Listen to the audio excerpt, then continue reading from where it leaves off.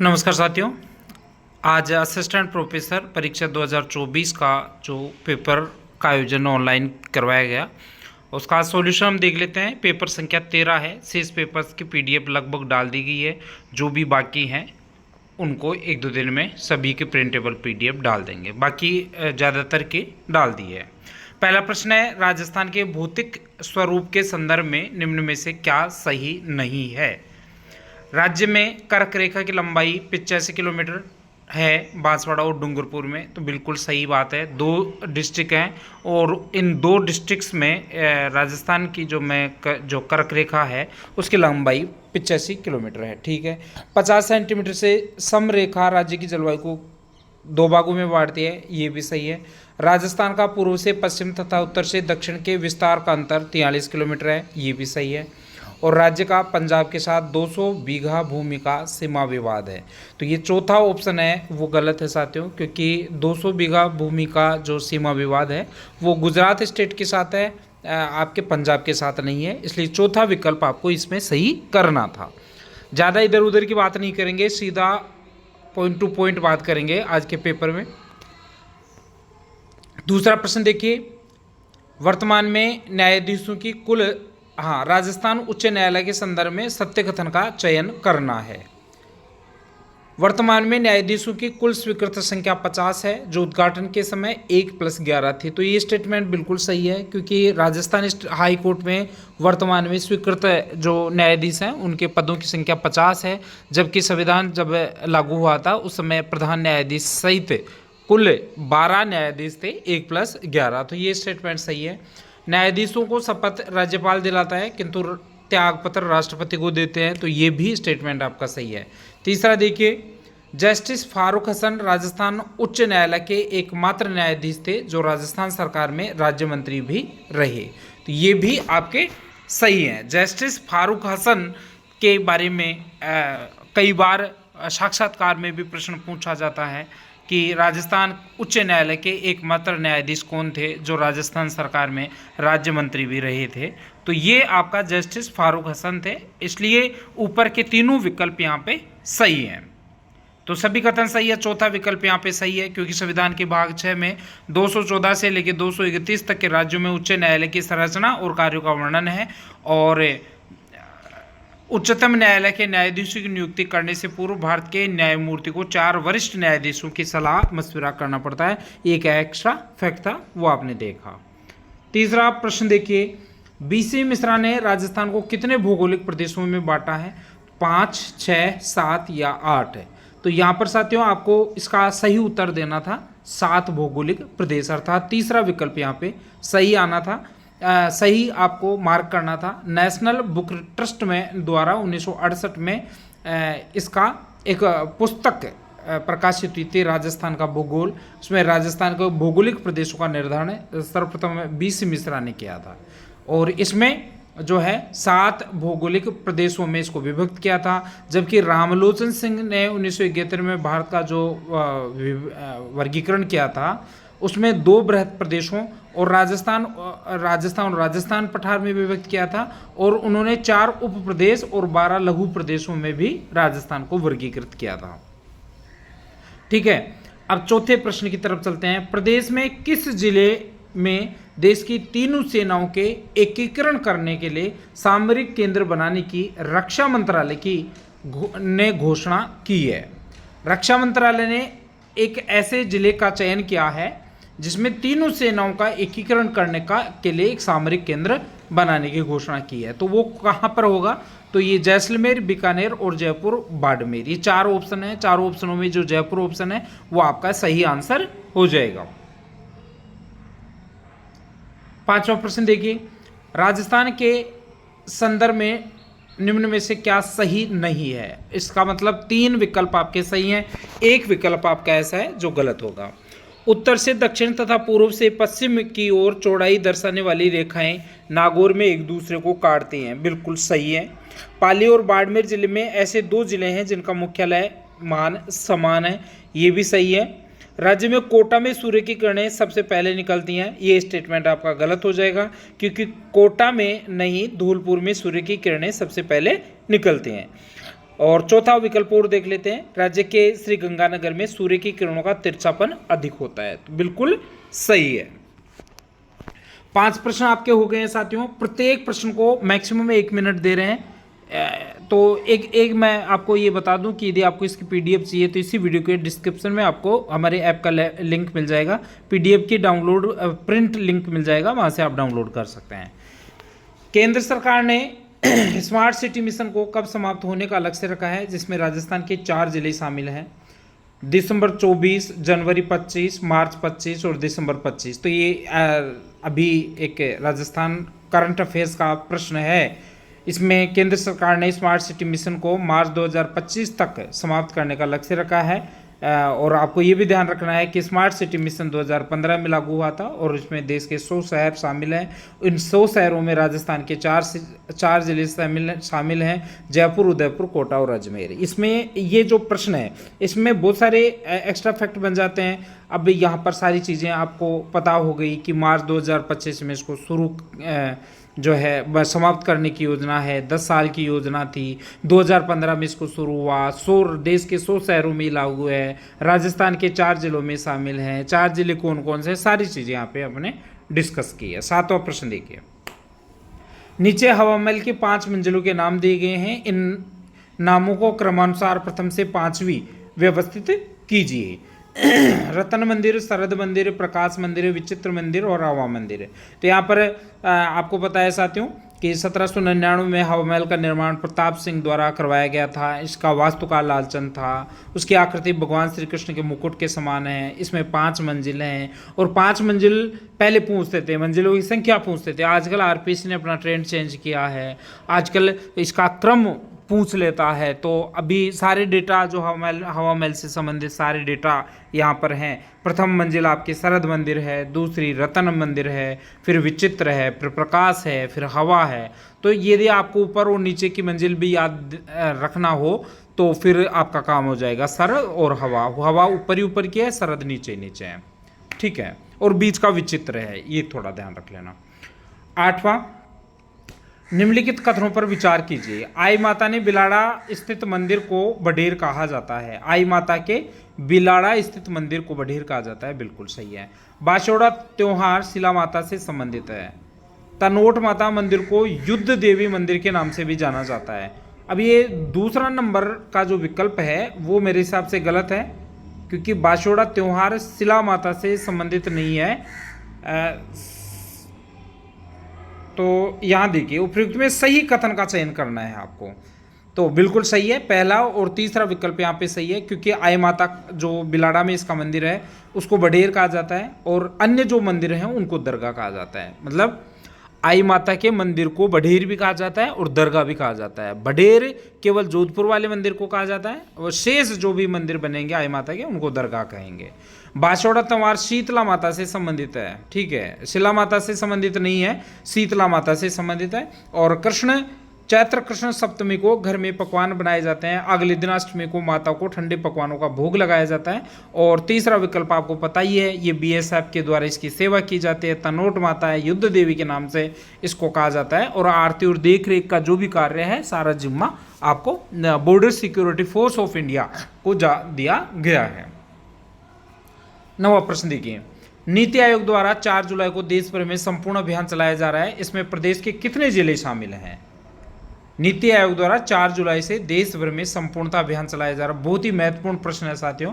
इसमें नीति आयोग द्वारा 4 जुलाई को देश भर में संपूर्ण अभियान चलाया गया है। इसमें प्रदेश के कितने जिले शामिल हैं? तो प्रदेश के 5 जिले हैं आपके, जैसलमेर है, सिरोही है, करौली है, धौलपुर और बारां है, ठीक है। अब इसका शेष जो विवरण है, 5 जिलों की संख्या आप जरूर याद रखें और उसका जो 5 जिले कौन कौन से हैं उनका नाम भी याद रखें, क्यों हो सकता है प्रश्न को संख्या न पूछ सकता है कि निम्न में से कौन से जिले में आपका संपूर्णता अभियान नहीं चलाया जा रहा है, ठीक है।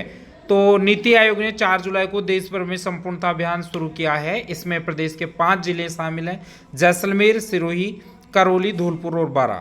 यह अभियान 30 सितंबर 2024 तक चलेगा और अभियान आकांक्षी जिला कार्यक्रम में चयनित 112 जिलों और आकांक्षी ब्लॉक कार्यक्रम में चयनित 329 जिलों के 300 ब्लॉकों में संचालित है।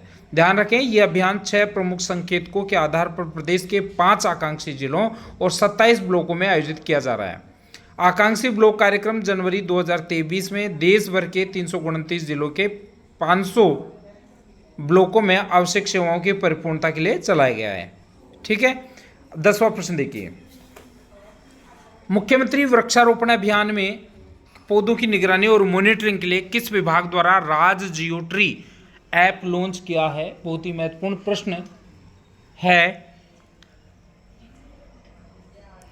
तो ये जो राज जियो ट्री ऐप लॉन्च किया है वो आपके पंचायत राज विभाग द्वारा जारी किया है, और मुख्यमंत्री वृक्षारोपण अभियान में पौधों की मॉनिटरिंग के लिए पंचायत राज विभाग द्वारा राज जियो ट्री जो ऐप लॉन्च किया है, इसमें स्वास्थ्य एक ऐप के द्वारा जियो टैगिंग की जाती है, और चिकित्सा और स्वास्थ्य विभाग द्वारा 1 जुलाई से 31 जुलाई तक हरि वन वृक्षारोपण अभियान चलाया जा रहा है, जिसमें लगभग 1 लाख पौधे लगाए जाने का टारगेट रखा गया है। 11वां प्रश्न देखिए, निम्नलिखित व्यक्तित्व राजस्थान के एकीकरण के किस चरण के मंत्रिमंडल में शामिल थे? इसमें सिद्धराज डड्डा, फूलचंद बाफना, रघुवर दयाल गोयल और वेद पाल त्यागी।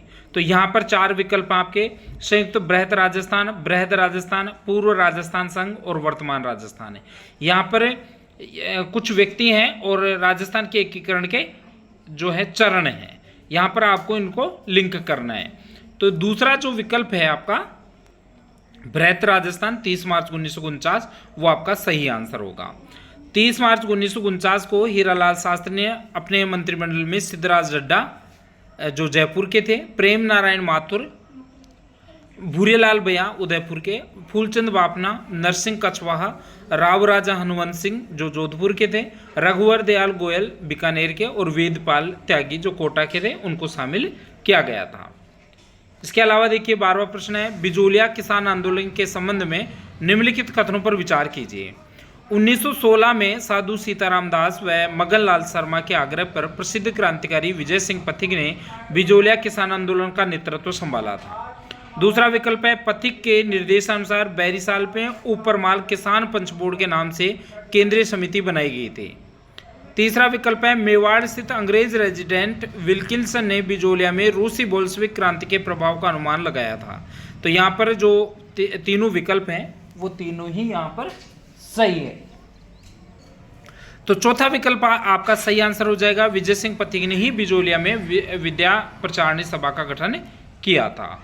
अब यहाँ पर कुछ समाचार पत्र हैं 13वें प्रश्न में और उनके कुछ संपादक हैं, यहाँ पर आपको इनको अटैच करना है कि कौन सा समाचार पत्र किस संपादक से संबंधित है।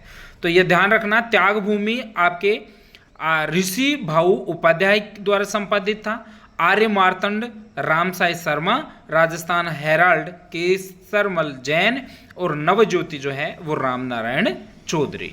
ठीक है, 14वां प्रश्न देखिए, एक तरफ चित्तौड़ के दुर्ग से संबंधित मंदिर है और दूसरी तरफ उनके निर्माण करता है। तो यहां पर आपको ध्यान रखना है साथियों, सूर्य मंदिर बप्पा रावल ने बनाया था, तुलजा भवानी बनवीर ने बनाया था, श्रृंगार चौरी बेलाख ने बनाया था और त्रिभुवन नारायण मंदिर जो है परमार भोज ने बनाया था। ठीक है, 15वां प्रश्न देखिए, सांगानेरी प्रिंट के संदर्भ में निम्नलिखित कथनों पर विचार कीजिए। इसमें छपाई में काला और लाल रंग सर्वाधिक प्रयोग किया जाता है। और दूसरा स्टेटमेंट है, सांगानेरी प्रिंट को विदेशों में लोकप्रिय बनाने का श्रेय मुन्ना लाल गोयल को है। तो यहाँ पर दोनों ही विकल्प सही हैं, क्योंकि सांगानेरी प्रिंट के बारे में दिए गए दोनों कथनों में से जो पहला कथन है, सांगानेर जयपुर की प्रसिद्ध छपाई कला है ये, और सांगानेरी छापे गुर्जन, शीशम, रोहिड़ा और सागवान लकड़ी से बनाए जाते हैं। ब्लॉक की बारीकी छपाई की उत्कृष्टता को प्रदर्शित करती हैं और सांगानेरी छापों में धनिया, बैबुंदी, चक्र, असरपी आदि प्रमुख छापे हैं। ठीक है, 16वां प्रश्न देखिए, 1857 की क्रांति से संबंधित है। 1857 की क्रांति के समय नसीराबाद की छावनी में निम्न में से कौन सी नेटिव इन्फेंट्री कार्यरत थी? तो आपको ध्यान रखना है 15वीं नेटिव इन्फेंट्री इसमें आंसर हो जाएगा। और बख्तावर सिंह के नेतृत्व में क्या हुआ था, ये सारी चीजें यहाँ पर नीचे दी हैं, आपको प्रिंट उपलब्ध करवा दिया जाएगा, वो आप देख लेना। नीला घोड़ा सवार शब्द किसके लिए प्रयुक्त हुए हैं? सामान्य सी बात है, महाराणा राणा प्रताप ने शक्ति सिंह के लिए प्रयोग किया था नीला घोड़ा सवार। हाँ, जब चेतक घायल हो गया था तो प्रताप के साथ शक्ति सिंह ने पीछा किया, जिसमें दोनों भाइयों की मित्रता हुई थी। और यहाँ पर पहला विकल्प यहाँ पर आपका सही हो जाएगा। 1857 की क्रांति के स्वतंत्रता संग्राम के संदर्भ में निम्न में से कौन सा कथन सत्य नहीं है? अमरचंद भाटिया को 1857 की क्रांति का भामाशाह भी बोला जाता है, बिल्कुल सही है। 1857 की क्रांति के समय राजस्थान में कुल 6 सैनिक छावनियां थी, ये भी सही है। खेरवाड़ा ब्यावर सैनिक छावनियों में से ने इस सैनिक विद्रोह को बढ़ चढ़कर भाग लिया था। खेरवाड़ा और ब्यावर ने तो भाग लिया ही नहीं था, तो ये विकल्प आपका गलत हो जाएगा। और चौथा विकल्प देखिए, बीकानेर महाराजा सरदार सिंह एकमात्र राजपूत नरेश थे जो विद्रोह को दबाने राज्य की सीमा से बाहर हरियाणा तक गए थे, तो बिल्कुल सही है। यहाँ पर 18वें प्रश्न का जो सही उत्तर हो जाएगा वो 3 नंबर का हो जाएगा, क्योंकि 3 नंबर में बताया गया है कि खेरवाड़ा और ब्यावर सैनिक छावनियों ने सैनिक विद्रोह में बढ़ चढ़कर भाग लिया, जबकि ये 2 ही सैनिक छावनियां 6 में से 2 सैनिक छावनियां ऐसे थी जिन्होंने युद्ध में भाग नहीं लिया था, इस संग्राम में भाग नहीं लिया था। 19वां प्रश्न देखिए, 1857 की क्रांति के समय राजस्थान में कुल कितनी सैनिक छावनियां थी? तो सामान्य सा बात है, नीमच, नसीराबाद, देवली, ब्यावर, एरनपुरा, है ना, ये 6 छावनियां थी। उसमें खेरवाड़ा और ब्यावर ने भाग नहीं लिया था, 4 ने भाग लिया था। 20वां प्रश्न देखिए, वह कौन सा प्रथम अंग्रेज अधिकारी था, इतिहासकार था, जिसने राजस्थान की जागीरदारी प्रथा जो फ्यूडलिज्मिक व्यवस्था है उस पर लिखा था? तो कर्नल जेम्स टोड के बारे में हम पढ़ते आए हैं। 1857 में पश्चिमी राजपूत राज्य के पहले पॉलिटिकल एजेंट बने थे। 5 वर्ष तक राजस्थान की इतिहास विषयक सामग्री इन्होंने एकत्रित की, और 1829 में जब इंग्लैंड गए तो वहाँ पर annuls and antiquities of Rajasthan and central and western Rajput states of India नामक 2 पुस्तकें ली। इस रचना में सर्वप्रथम राजस्थान शब्द का प्रयोग किया गया। कर्नल जेम्स टोड को राजस्थान इतिहास लेखन का पितामह भी कहा जाता है। उनका नाम, काम, इतिहास और यात्रा सहित दोनों के अध्येताओं में बड़े सम्मान से इनका नाम लिया जाता है। ये सारी बातें हम पढ़ भी चुके हैं, एक बार रिपीट हमें करना था, सो किया।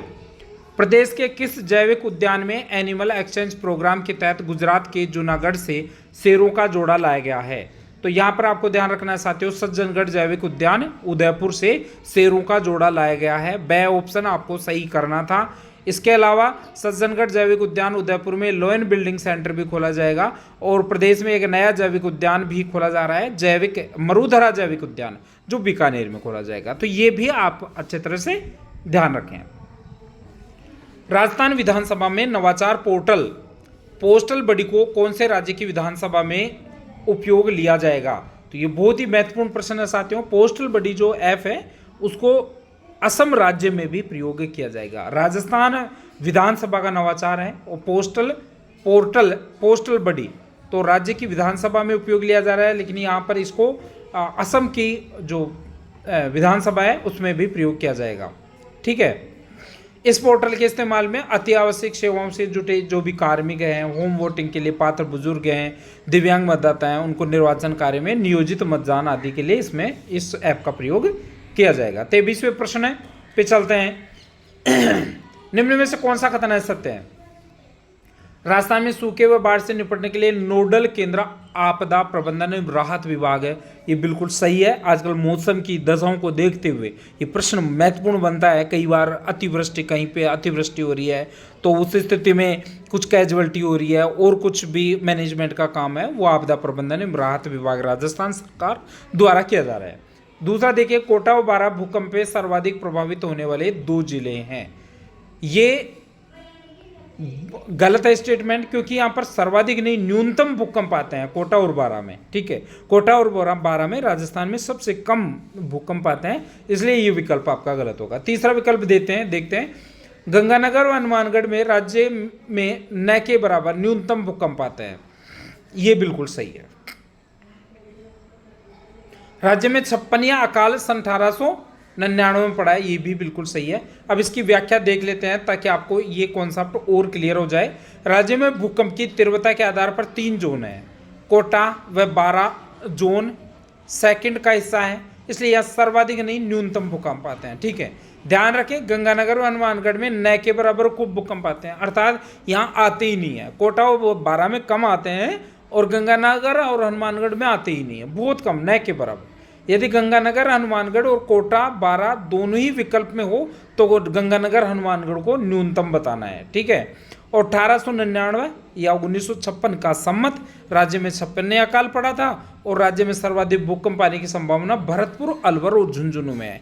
तो सारे कॉन्सेप्ट भूकंप से संबंधित राजस्थान की स्थिति में सारे कॉन्सेप्ट यहाँ पे क्लियर हो गए कि सबसे ज्यादा अलवर, भरतपुर और झुंझुनू में आएंगे, न्यूनतम आपके कोटा और बारा में आएंगे और न के बराबर आपके गंगानगर हनुमानगढ़ में आएंगे। ठीक है, 56 अकाल के बारे में आपने देख लिया कि यदि सन पूछे 1899 और सम्मत पूछे 1956।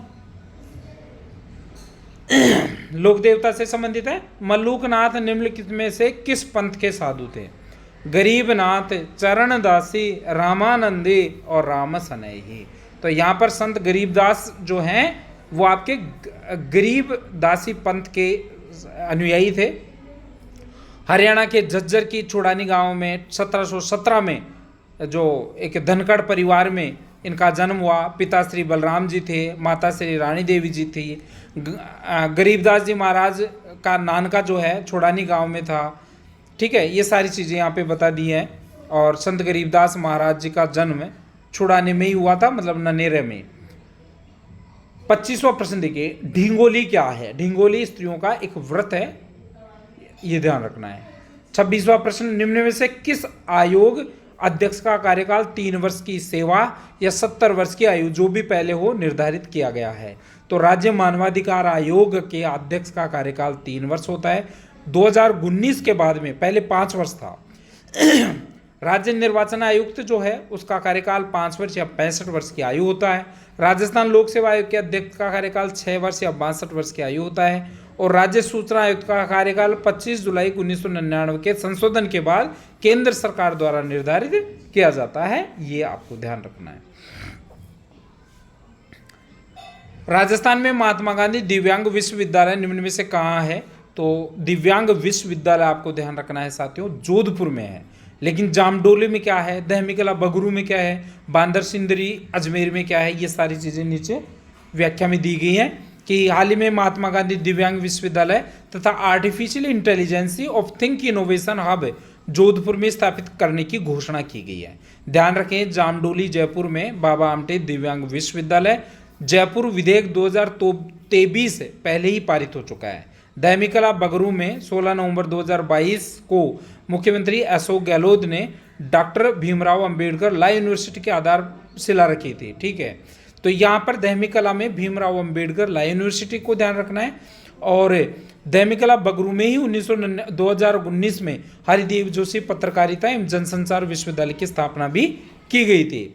बांदर सिंदरी में आपको पता है यहाँ पर राजस्थान राज्य का एकमात्र केंद्रीय विश्वविद्यालय है।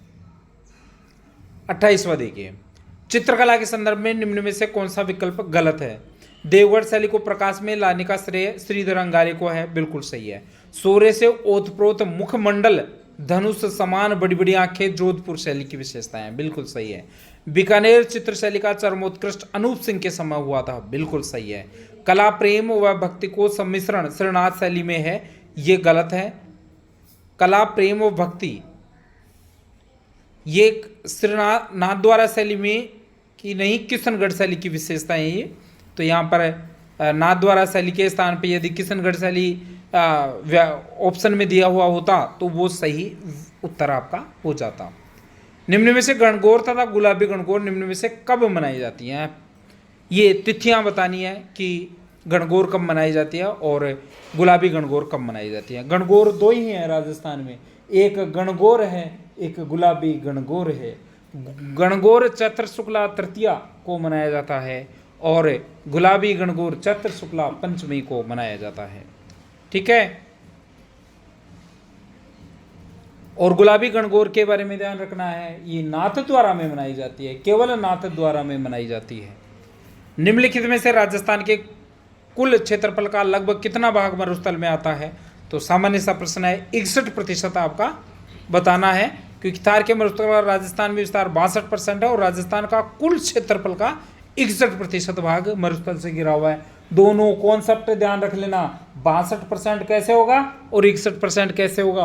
ऑप्शन में 62% भी आएगा, 61% भी आएगा। दोनों विकल्पों को, प्रश्न को अच्छे से पढ़ लेना, इसके बाद में आंसर देना, नहीं तो गलत हो जाएगा। पश्चिमी राजस्थान में न्यून वर्षा के लिए उत्तरदायी मूल अंशदायी कारण क्या है? यहाँ पे देखिए, वृष्टि छाया प्रदेश क्षेत्र में अवस्थित है, ये भी सही है। अति उष्ण स्थल खंड दक्षिण पूर्वी आर्द्रताग्राही हवाओं का आकस्मिक प्रवेश भी सही है। अरावली पर्वतश्रेणी का दिक् स्थिति भी सही है। भारतीय मानसून की प्रक्रिया तंत्र, ये यहाँ पर नहीं होगा आपका, तो 1, 2 और 4 आंसर आपको सही करना था। चित्तौड़गढ़ का प्राचीन नाम क्या है? सीवी नाम है, सामान्य सा प्रश्न है। 33वां देखिए, बिजराला की पहाड़ियों से निकलने वाली खारी नदी निम्नलिखित में से किस अफवाह तंत्र का भाग है? बंगाल की खाड़ी। आपको सही आंसर बताना है। विकल्प मैं आपको आंसर बता रहा हूं, बाकी आपको व्याख्या वाले पार्ट में आपको मिल ही जाएगा, प्रिंटेबल PDF आपको उपलब्ध करवा दी जाएगी। राजस्थान के किस वर्ष सूखा प्रभावित जिलों की संख्या सर्वाधिक थी? बहुत ही महत्वपूर्ण प्रश्न है। वर्ष 2002-3 में राजस्थान में सूखा प्रभावित जिलों की संख्या सर्वाधिक थी। 27 जिले उस समय आपके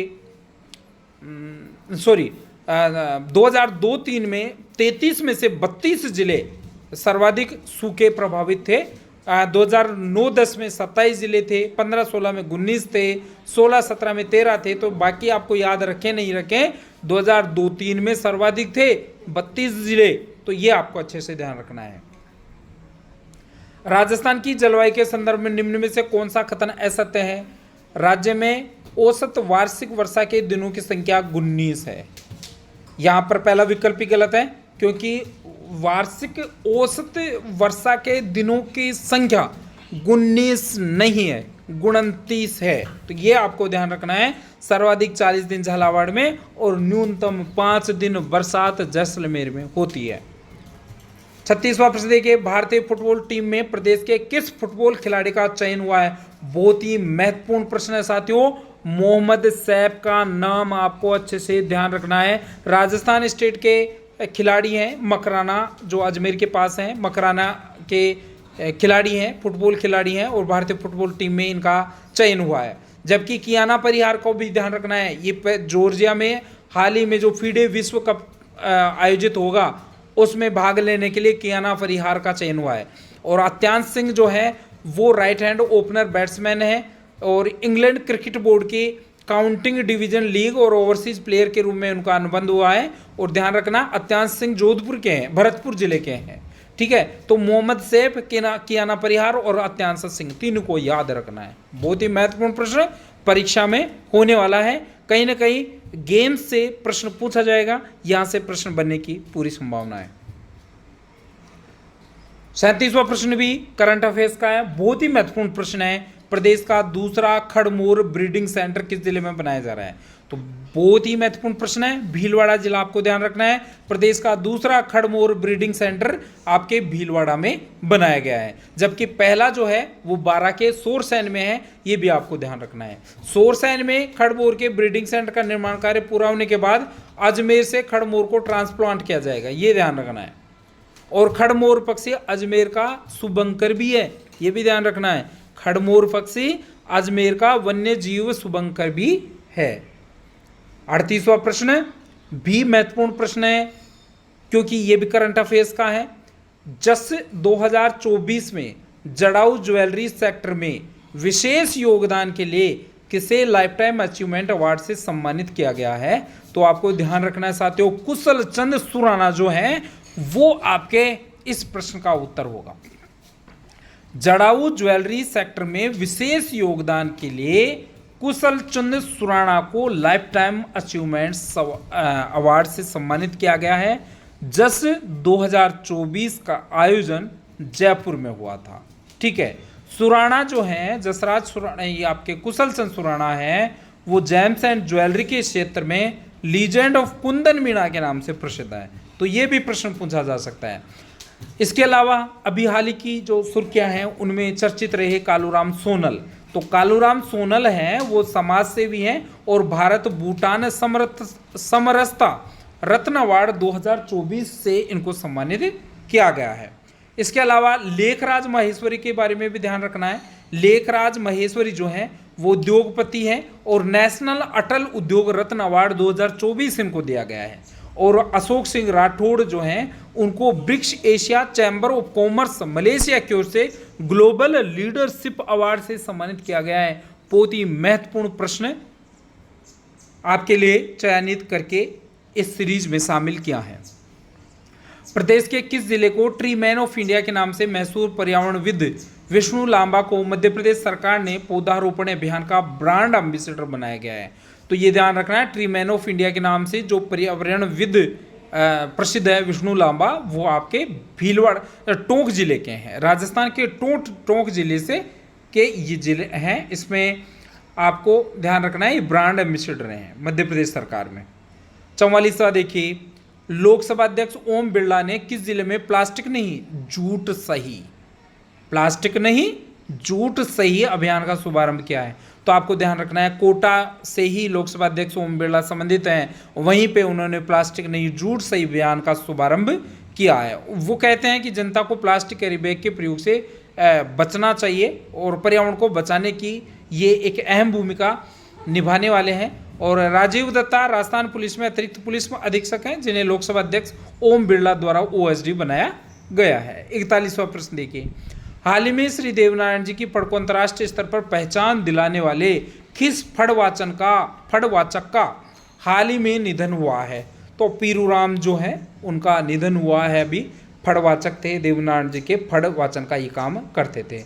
अनिल व्यास के बारे में आपको ध्यान रखना है। अनिल व्यास जो है वो राजस्थान ओलंपिक संघ के अध्यक्ष हैं। ठीक है। राजीव धनखड़ जो है वो दिल्ली मेट्रो रेल कॉरपोरेशन के निदेशक इनको बनाया गया है। और एमएल गर्ग जो है वो राजस्थान में बीएसएफ फ्रंटियर के आईजी नियुक्त किए गए हैं। तो ये एक प्रश्न में उसके साथ साथ जो भी अन्य महत्वपूर्ण प्रश्न शामिल किए जा सकते हैं वो सीरीज में शामिल करने का प्रयास करते हैं, ताकि आप लोगों को बहुत कम समय में अधिक से अधिक महत्वपूर्ण कंटेंट उपलब्ध हो सके। ठीक है, अगला प्रश्न देखिए, 42वां प्रश्न है, परिवार कल्याण विभाग के अंतर्गत उत्कृष्ट कार्य करने के लिए किस आशा सहयोगिनी को राज्य स्तरीय प्रथम पुरस्कार मिला है? तो यहाँ पर ध्यान रखना है, 4 ऑप्शन है, कमला, शिप्रा, जिंदल और सव्यचारी मुखर्जी। चारों ही आपके राजस्थान करंट अफेयर्स में बहुत ही महत्वपूर्ण बन सकते हैं। परिवार कल्याण विभाग के अंतर्गत उत्कृष्ट कार्य करने के लिए कमला जो जोधपुर की हैं आशा सहयोगिनी है, उनको राज्य स्तरीय प्रथम पुरस्कार से सम्मानित किया गया है। शिप्रा नाथानी जो है हॉस्टल डायरी कविता संग्रह के लिए उनको राम प्रसाद दादीज साहित्य सम्मान दिया गया है। और डॉक्टर जिंदल जो हैं वो समाज सेवा में मातृ स्वास्थ्य के क्षेत्र में उत्कृष्ट कार्य करने के लिए मदर टेरेसा पुरस्कार से सम्मानित किया गया है। आगे देखो, किस संस्थान ने पानी में से फ्लोराइड हटाने और वेस्ट बायोमास को ट्रांसपोर्ट फ्यूल में बदलने हेतु प्योरीफायर बनाया है? तो जो भी इस प्रकार के प्योरीफायर इत्यादि जो भी उपकरण नए बनाते हैं वो ज़्यादातर भूमिका अपने आईआईटी जोधपुर संस्थान को ही की होती है। तो आईआईटी जोधपुर संस्थान ने हाल ही में पानी में फ्लोराइड हटाने और वेस्ट बायोमास को ट्रांसप्लांट फ्यूल में बदलने के लिए प्योरीफायर बनाया है। आईआईटी जोधपुर संस्थान द्वारा ही कपड़े में रंगाई छपाई फैक्ट्रियों से निकलने वाले अवशिष्ट जल के उपचार के लिए नई तकनीक विकसित किया है। और देश में पहली बार एमएनआईटी जो जोधपुर जयपुर है, मालवीय इंस्टीट्यूट ऑफ नेशनल जो मालवीय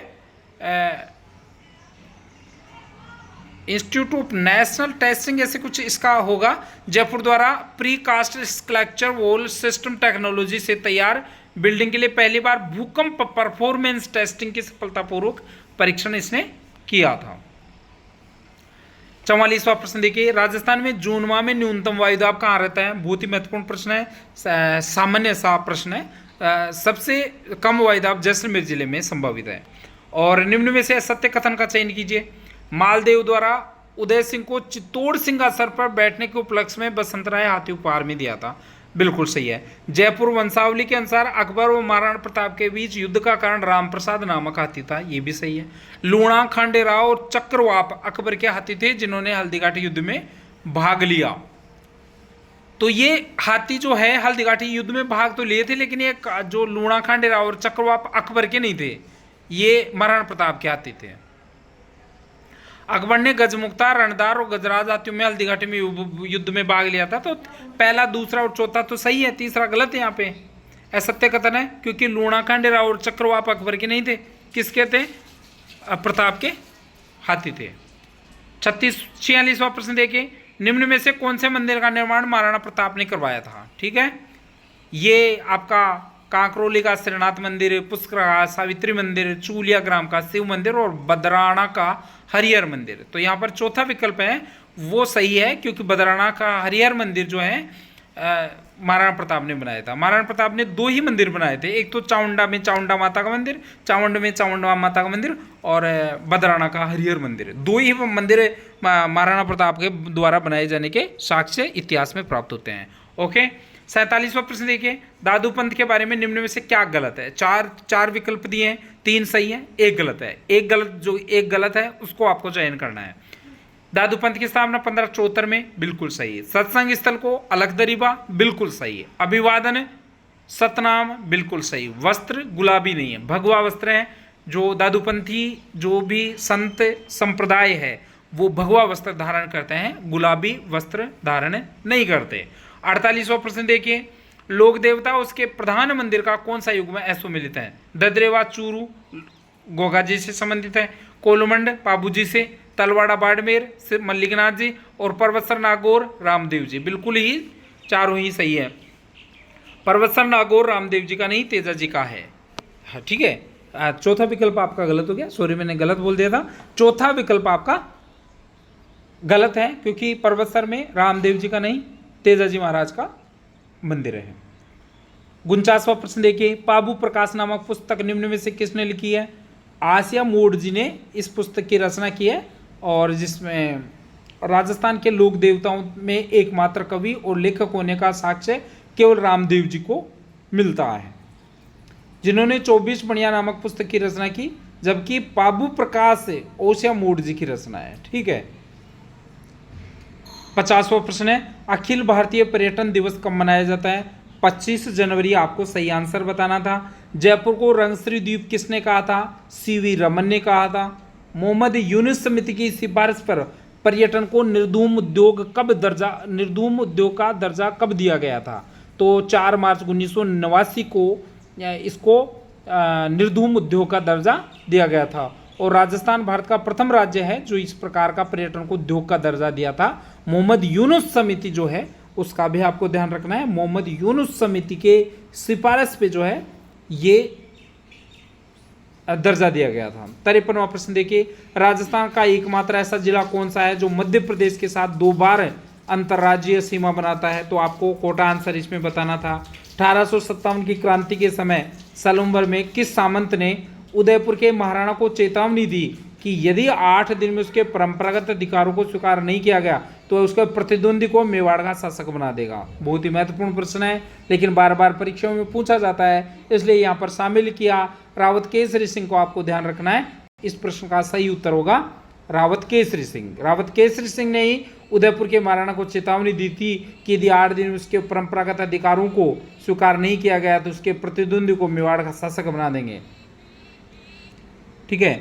55वां देखिए, राजस्थानी संस्कृति में मुगदड़ा क्या है? मुगदड़ा तो आपको सामान्य सा प्रश्न है। देखिए, भोजन पकाने के लिए जो लकड़ियां लाई जाती हैं विनायक स्थापना के पश्चात, उसको मुगदड़ा कहा जाता है। राजस्थानी संस्कृति में हर एक विवाह, हर एक जो फंक्शन होता है, हर एक जो त्योहार होता है, कोई कार्यक्रम होता है, उसके लिए कुछ शुभ मुहूर्त और शुभ शब्दावली का प्रयोग किया जाता है। अब यदि कोई शादी हो रही है, चाहे वो लड़की की हो चाहे लड़के की हो, जब गणेश जी की स्थापना कर दी जाती है, गणेश जी की मानव निवार कर ली जाती है, उसके बाद में पहले आजकल गैस पे सारा काम होता है, पहले खेजड़ी की लकड़ी लेके आते थे पहले काट के, ताकि भोजन इत्यादि बनाने में उस लकड़ी का प्रयोग किया जाता था। और गणेश जी की स्थापना के बाद में जो लकड़ी घर पे लेके आते थे काट के, खेजड़ी इत्यादि पवित्र वृक्ष की, तो उसको मुगदड़ा कहा जाता था। तो मुगदड़ा भी एक शुभ शब्दावली है राजस्थानी संस्कृति का। 56वां प्रश्न देखिए, राजस्थान भाषा के लिए मरुभाषा शब्द का प्रयोग सर्वप्रथम किसने किया था? आपके उद्योतन सूरी इसका सही आंसर था। The linguistic survey of India नामक ग्रंथ 1922-12 में जॉर्ज अब्राहम गिरसन ने राजस्थान भाषा के लिए सर्वप्रथम निम्न में से कौन से शब्द का प्रयोग किया था? तो आपको बताना था, इसमें राजस्थानी शब्द आता। मिट्टी के प्रकार थे वर्टिसोल, एरिडोसोल, एल्फिसोल, इंसेप्टिसोल, और इनको जिले जिन जिलों में ये मिट्टी पाई जाती है वो इस प्रश्न में आपको आंसर बताना था। तो उल्टा बताना था। देखिए, वर्टिसोल आपके झालावाड़, बारा और कोटा बूंदी में पाई जाती है। एरिडोसोल से चूरू, सीकर, झुंझुनू, नागौर में। एल्फिसोल आपके जयपुर, अलवर, भरतपुर और सवाई माधोपुर में। इंसेप्टिसोल जो है पाली, सिरोही, राजसमंद और भीलवाड़ा में। सामान्य से प्रश्न है और कई बार ये प्रश्न पूछे जाते हैं। कभी वर्टिसोल पूछ लेते हैं, कभी एल्फिसोल पूछ लेते हैं, कभी इंसेप्टिसोल पूछ लेते हैं। तो ये सोल्स जो मृदाओं का संबंध है जिले के साथ, आपको अच्छे से ध्यान रखना चाहिए था। मरु विकास कार्यक्रम कब शुरू हुआ? तो एक सामान्य सा प्रश्न है। 1977-78 में मरु विकास कार्यक्रम का शुरू किया गया था। ये केंद्र सरकार की एक योजना थी और राष्ट्रीय कृषि आयोग की सिफारिश के तहत इसको शुरू किया गया था। 60वां प्रश्न देखिए, बीकानेरी नरमा व मालवी निम्न में से क्या है? तो कपास की किस्में हैं। सामान्य सा प्रश्न था, आपने इसको भी काफी लोगों ने गलत किया होगा। निम्नलिखित में से कौन सा सही सुमेलित है? खेरवाड़ा, एस्बेस्टस, मांडोकी पाल, फेल्सवार, ऋषभदेव, अभ्रक, तलवाड़ा, सीसा और जस्ता। यहाँ पर विकल्प नंबर 2 गलत है। एस्बेस्टस उदयपुर के खेरवाड़ा में पाया जाता है, जबकि फेल्सपार अजमेर के मकरेड़ा में अभ्रक की खानों से प्राप्त किया जाता है। मांडोकी पाल में फ्लोर्सपार निकाला जाता है, फेल्सपार नहीं। तो दूसरा विकल्प गलत हो गया। अब आगे देखिए, निम्न में से जनगणना 2011 के अनुसार भारतीय में राजस्थान की कार्य सहभागिता दर निम्न में से कितनी है? तो तीसरा विकल्प है 39.8 और 43.6। 39 पॉइंट आपके भारत के है और राजस्थान के से ज्यादा है कार्य सहभागिता दर, लगभग 4% ज्यादा है, ये आपको ध्यान रखना है। कोटा चित्रकारी शैली का विषय कौन सा है? शिकार के दृश्य। 64वां प्रश्न देखिए, राजस्थान में निम्न में से कहां पर तकनीकी विश्वविद्यालय स्थापित किया गया है? बीकानेर में तकनीकी विश्वविद्यालय, जोधपुर में डॉक्टर राधाकृष्णन आयुर्वेद विश्वविद्यालय, उदयपुर में स्वामी केशवानंद कृषि विश्वविद्यालय स्थापित किया गया है और जयपुर में राज्य का सबसे पुराना विश्वविद्यालय राजस्थान विश्वविद्यालय स्थापित किया गया है। 1956 में से वर्तमान नाम राजस्थान विश्वविद्यालय दिया गया था। तो छोटे छोटे प्रश्न हैं, सामान्य से हैं, लेकिन टेस्ट में जब दिए गए आपको काफी लोगों ने गलत किए प्रश्नों को। 65वां प्रश्न देखिए, निम्न कथनों पर विचार कीजिए। सिलिका कांच उद्योग का कच्चा माल है।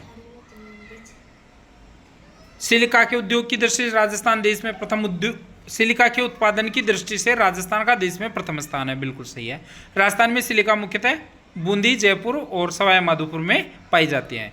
ये सारे विकल्प आपके सही हैं और प्रत्येक प्रश्न में, प्रत्येक विकल्प में एक प्रश्न निकलता है, इसलिए 3 प्रश्नों को शामिल करके एक प्रश्न बनाया गया है। सहसा मूदसा अकाल निम्न में से कब पड़ा?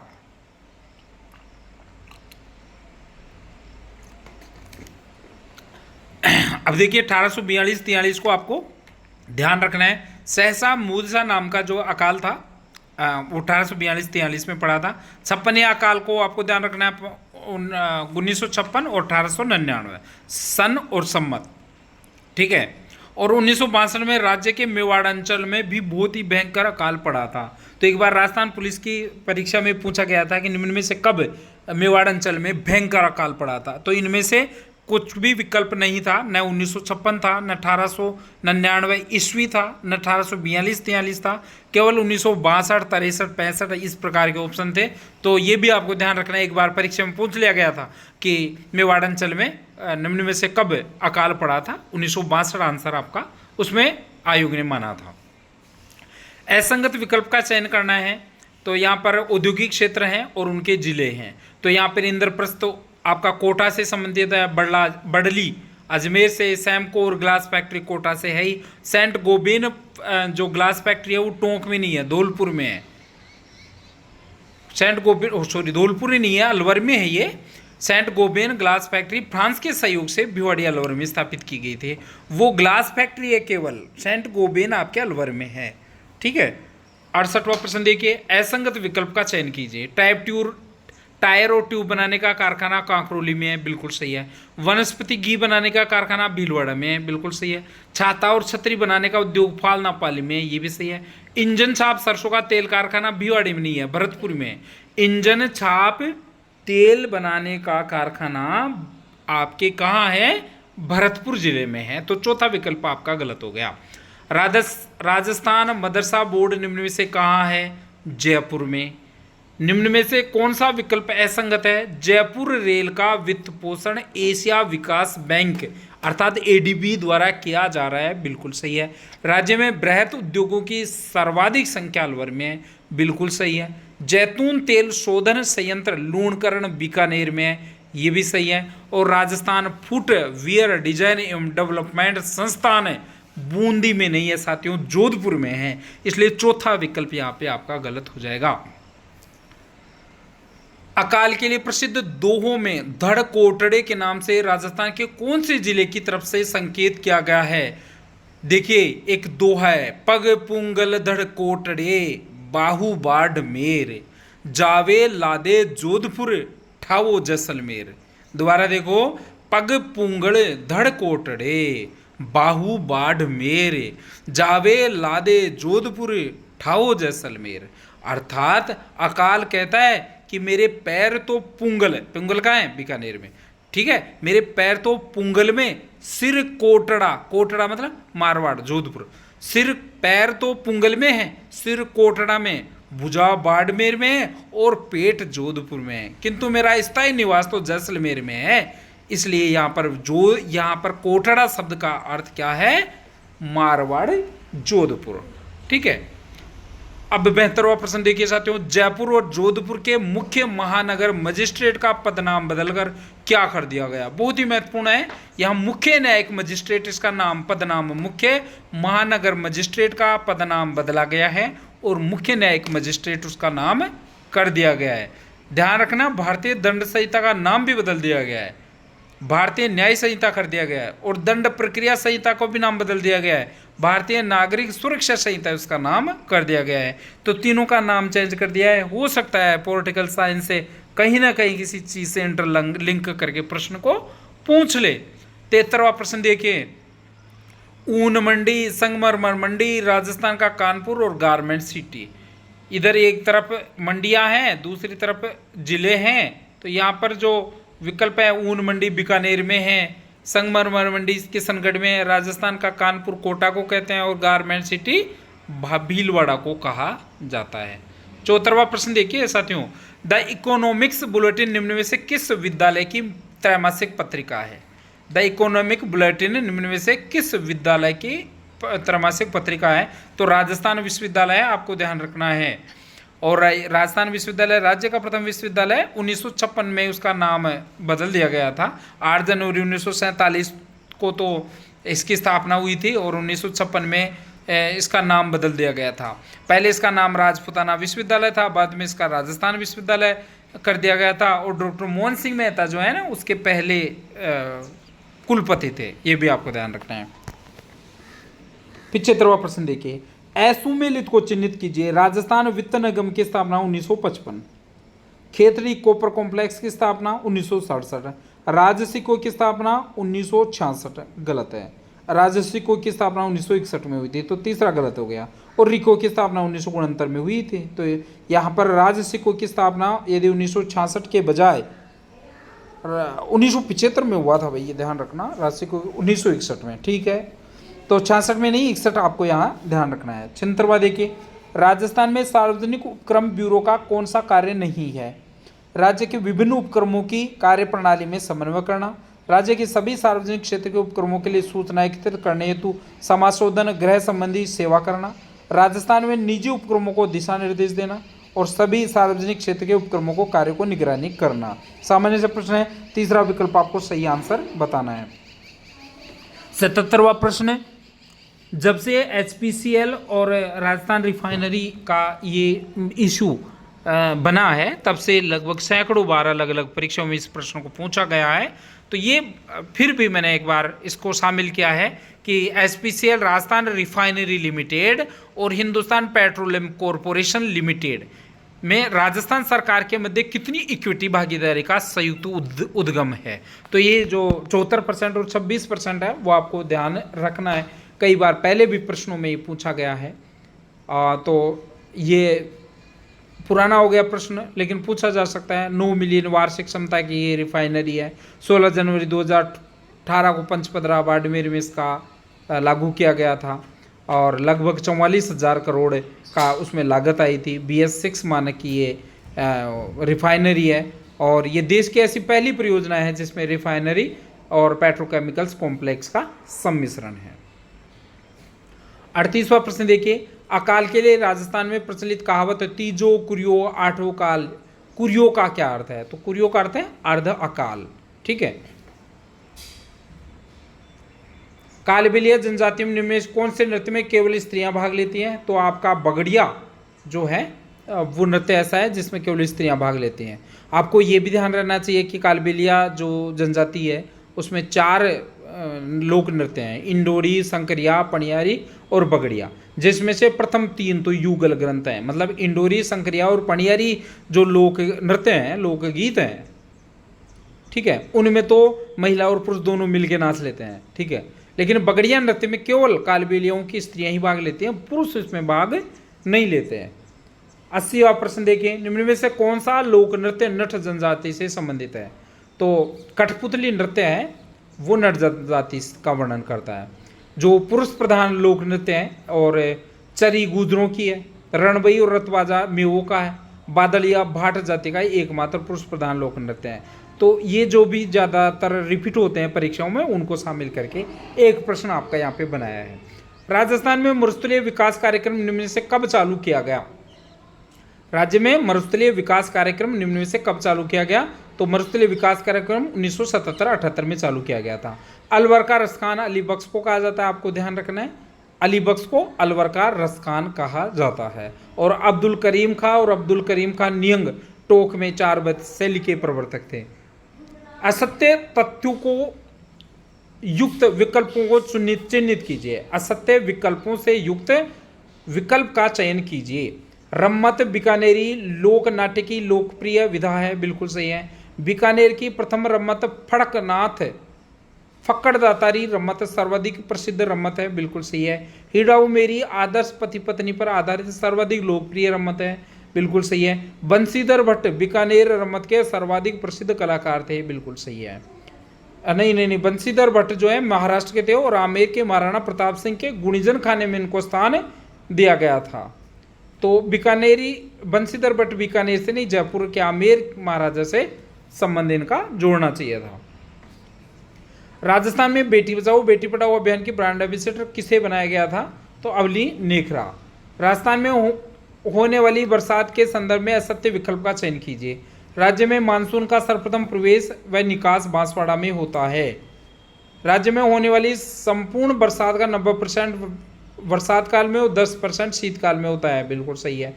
राज्य में होने वाली औसत वार्षिक वर्षा 57.51 सेंटीमीटर या 575.1 मिलीमीटर है, ये भी सही है। और राज्य में मानसून की प्रवेश की तिथि 15 मई नहीं है, 15 जून है। तो चौथा विकल्प आपका गलत हो जाएगा। निम्नलिखित में से किस भूगोलविद ने जलवायु प्रदेशों के वर्गीकरण का आधार वर्षा, तापमान और वाष्पीकरण तीनों तत्वों को शामिल किया है? तो वो त्रिवार्ता है। ठीक है। तीसरा विकल्प आपको सही आंसर बताना था। निम्न में से कौन सा विकल्प असुमेलित है? उष्ण कटिबंधीय आर्द्र जलवायु प्रदेश डूंगरपुर बांसवाड़ा सही है। आर्द्र शुष्क स्टेपी जलवायु प्रदेश बाड़मेर जालोर जोधपुर में है, ये भी सही है। उष्ण कटिबंधीय शुष्क जलवायु प्रदेश जैसलमेर बीकानेर और हनुमानगढ़ सही है।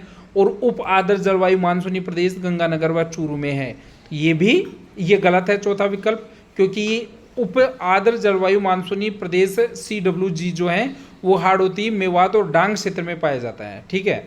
आपको ये भी ध्यान रखना है कि जैसलमेर में वाष्पीकरण की सर्वाधिक संख्या है, दर ज्यादा है। 88वां प्रश्न देखिए, निम्न में से कौन से लोकगीत में बिच्छू के डंक से मरणासन स्त्री द्वारा पति का दूसरा विवाह वाला करने का संदेश दिया है? तो बिछुड़ो जो है वो आपका सही उत्तर है साथियों। मालवा क्षेत्र में प्रचलित चिरमी लोकगीत में नववधु द्वारा अपने भाई या पति से प्रतीक्षा के समय की मनोदशा का वर्णन है। सुमठिया जो लोक गीत है उसमें बीलनी स्त्री का विरह गीत है, और हमसिडो मेवाड़ क्षेत्र में प्रचलित भीलों का युगल गीत है। ठीक है, 89वां प्रश्न देखिए, निम्न में से कौन सा वाद्य यंत्र अवनद्ध यानी चमड़े से बना हुआ वाद्य यंत्र नहीं है? तो माठ, मांदल और खंजरी तो अवनद्ध हैं, लेकिन जंतर तत्वाद्य है। ठीक है, तो चौथा विकल्प हो गया। 90वां प्रश्न में देखिए, निम्न में से चोंप और चूंप निम्न में से कहाँ पाई जाती है?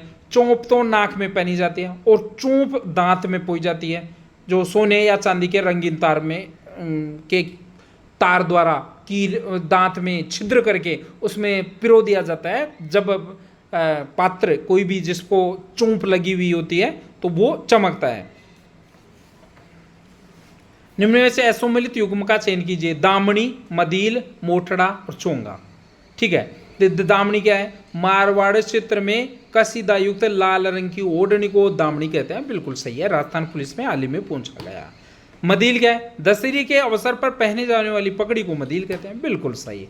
मोठड़ा क्या है? विवाह के अवसर पर पहने जाने वाली जो पगड़ी है उसको मोठड़ा कहते हैं। और चोगा क्या है? चोगा वस्त्र अंगरखी के नीचे नहीं, चोगा ऊपर पहना जाता है। अंगरखी के ऊपर पहने जाने वाला जो आभूषण वो है, वस्त्र है, उसको चोगा कहा जाता है। अब चौथा विकल्प देखोगे तो अंगरखी के नीचे पहने जाने वाला आभूषण है बताया है, तो आभूषण नहीं है। पहली बात तो ये आभूषण नहीं है, दूसरा अंगरखी के नीचे नहीं पहना जाता है। चोगा आभूषण नहीं है, वस्त्र है, और पहना जाता है अंगरखी के ऊपर। चौथा विकल्प सही हो जाएगा आपका। राजस्थान के प्रमुख बांधों के संदर्भ में निम्न में से कौन सा कथन असत्य है? मेजा बांध भीलवाड़ा की कोठारी नदी पर है। बिल्कुल सही है। बीसलपुर बांध का निर्माण 1999 में पूरा हुआ, जो वर्तमान में केकड़ी जिले में आता है। बिल्कुल सही है। जाखम बांध राज्य का सबसे नीचा बांध है। ये भी सही है। पाली व जालोर जवाई बांध योजना से जाखम बांध प्रतापगढ़ राज्य का सबसे नीचा नहीं है। जाखम बांध जाखम नदी पर राज्य का सबसे ऊंचा बांध है, लगभग 81 मीटर बांध है, ऊंचा है ये। और यहाँ पर 9 मेगावाट के 2 लघु पर बिजली घर भी स्थापित किया गया है। तो तीसरा विकल्प गलत हो जाएगा और चौथा सही हो जाएगा। पाली और जालोर जवाई बांध परियोजना सिंचित प्रमुख जिले हैं, ये सही है। अब देखिए 93वां प्रश्न, लूणी नदी के संदर्भ में असत्य कथन तथ्य का चयन कीजिए। लूणी नदी के संदर्भ में असत्य कथन या तथ्य का चयन कीजिए। लीलड़ी नदी लूणी में सर्वप्रथम तथा सारी वसागी सबसे अंत में मिलने वाली नदियां। सही है। इसका उद्गम कच्छ का रण गुजरात और समापन नाग पहाड़ी में होता है, तो ये गलत है। दूसरा विकल्प क्यों गलत है वो भी हम बात करेंगे। तीसरा और चौथा विकल्प देख लेते हैं। इसका अफवाह क्षेत्र रेल बनाड़ा कहलाता है। बिल्कुल सही है। गोविंदगढ़ अजमेर में सरस्वती नदी से निकलने के बाद इसका नाम लूणी हो जाता है, ये भी सही है। अब देखिए दूसरा विकल्प गलत क्यों है, जो बता देता हूँ। लूणी नदी का उद्गम स्थल नाग पहाड़ी और समापन कच्छ का रण गुजरात है, जबकि विकल्प में उल्टा किया गया है। 495 किलोमीटर लंबी लूणी नदी का राज्य में लंबाई 350 मीटर है। यह नदी राजस्थान के कुल अफवाह तंत्र का 10.40% हिस्सा रखती है तथा बनास नदी के बाद सर्वाधिक जल ग्रहण करने वाली नदी है। बालोतरा बाड़मेर के बाद इस नदी का जल खारा हो जाता है। निम्न में से कौन सी नदी राजस्थान की रासायनिक नदी कहलाती है? बांडी नदी है, इसमें रंगाई छपाई की वजह से बहुत प्रदूषित हो गई है, इसलिए इसको रासायनिक नदी कहा जाता है। निम्न कथनों पर विचार कीजिए। लूणी नदी राजस्थान के मध्यवर्ती पहाड़ी क्षेत्र में प्रवाहित होती है। बेड़च नदी राजस्थान के पूर्वी मैदान में प्रवाहित होती है। तो यहाँ पर दोनों 2 और 3 जो है। चंबल नदी राजस्थान के दक्षिण पूर्वी पठारी भाग में प्रवाहित होती है। तो यहाँ पर जो दूसरा और तीसरा कथन है वो आपका सही है। 96 देखिए, राष्ट्रीय झील संरक्षण कार्यक्रम के अंतर्गत निम्न में कौन सी झीलें शामिल नहीं है? कोलायत और सांबर झील, क्योंकि राष्ट्रीय झील संरक्षण जो परियोजना है वो पर्यावरण मंत्रालय भारत सरकार ने 1 अप्रैल 2016 में शामिल की, और इसका जो वित्तीय अनुपात है 60-40 का है। और इस योजना का उद्देश्य झीलों का पुनरुद्धार व संरक्षण करना है। इसमें राज्य की 6 झीलें हैं, फतेह सागर, फिचोला, आना सागर, पुष्कर, मानसागर और निक्की झील। ठीक है, तो 6 झीलों में कोलायत और सांबर झील शामिल नहीं है। 97वां प्रश्न देखिए, बिजोलिया किसान आंदोलन के नेता के रूप में विजय सिंह पति के संदर्भ में कौन सा कथन असत्य है? खरवा के ठाकुर गोपाल सिंह ने सर्वप्रथम विजय सिंह को शरण दी थी। साधु सीताराम दास ने विजय सिंह पति को बिजोलिया किसान आंदोलन का नेतृत्व करने तो आमंत्रित किया था। 1917 में पथिक जी ने उपरमाल पंच बोर्ड की स्थापना की उपरमाल पंच बोर्ड के प्रथम सरपंच विजय सिंह पथिक को नियुक्त किया गया था। तो यह चौथा विकल्प गलत है, क्योंकि विजय सिंह पथिक को बारिसाल गांव में हरियाली अमावस्या के दिन गठित उपरमाल पंच बोर्ड का प्रथम अध्यक्ष सरपंच बनाया गया था। वो मन्ना पटेल को बनाया गया था, विजय सिंह को नहीं बनाया गया था। 98वां प्रश्न देखिए, निम्न में से राजस्थान के किस किसान आंदोलन के संदर्भ में इंग्लैंड में हाउस ऑफ कॉमन्स के सदस्य मिस्टर पैट्रिक लॉरेंस ने सदन में प्रश्न पूछा था। तो 1922 में जो सीकर का किसान आंदोलन हुआ था उसके बारे में लंदन में प्रकाशित एक समाचार पत्र है डेली हेराल्ड। उस डेली हेराल्ड में समाचार प्रकाशित होने के बाद में मिस्टर पैट्रिक लॉरेंस ने सदन में प्रश्न पूछा था। तो सही उत्तर सीकर किसान आंदोलन यहाँ पर आपका हो जाएगा। राजस्थान में कस्तूरबा गांधी बालिका विद्यालय निम्न कब शुरू किए गए थे? 2004 में शुरू किए गए थे। और आज का अंतिम प्रश्न है, उससे पहले मैं आपको बता दूं कि यदि आपको इस वीडियो की पीडीएफ चाहिए सेम डिक्टो ये की है तो आप इसी वीडियो के डिस्क्रिप्शन में जाइए, हमारी सभी सोशल नेटवर्क साइट्स के लिंक वहाँ पे आपको मिल जाएंगे। Facebook page, WhatsApp channel, YouTube channel, आपका जो भी टेलीग्राम चैनल है, हमारा एप्लीकेशन है, सबके लिंक मिल जाएंगे, प्रत्येक पे आपको मिल जाएगी, वहाँ से आप डाउनलोड कर लीजिएगा। भील विद्रोह के संदर्भ में असुमलित या असत्य कथन का चयन कीजिए। प्रथम भील आंदोलन उदयपुर में हुआ, बिल्कुल सही है। 1836 में जोधपुर लीजन नामक सेना का गठन भील नियंत्रण हेतु अंग्रेजों का प्रथम प्रयास था, बिल्कुल सही है। 1841 में मेवाड़ भील कोर का गठन किया गया था, ये भी सही है। अंग्रेजों ने भीलों द्वारा वसूले जा रहे परंपरागत बोलाई या सुरक्षा कर की रखवाली कर तथा मावड़ी महुआ शराब के विशेषाधिकार पर कभी हस्तक्षेप नहीं किया। नहीं, हस्तक्षेप किया था इन्होंने, हस्तक्षेप किया था। विलियम हेक्टर को मेवाड़ भील कोर्प्स का प्रथम कमांडर नियुक्त किया गया था। उस समय इस पे जब हस्तक्षेप किया गया था उसी समय तो भीलों ने आंदोलन किया था। तो ये चौथा विकल्प यहाँ पे आपका गलत हो जाएगा। इस प्रकार आज का जो 13वां पेपर था वो कंप्लीट होता है। मैक्सिमम 1 घंटे में इसको पूरा करने 100 प्रश्नों को पूरा करने का प्रयास किया गया है। बहुत ज़्यादा समझाने का समय आपके पास नहीं है, एक बार रिवाइज कर लेना, आपका काम हो जाएगा। धन्यवाद।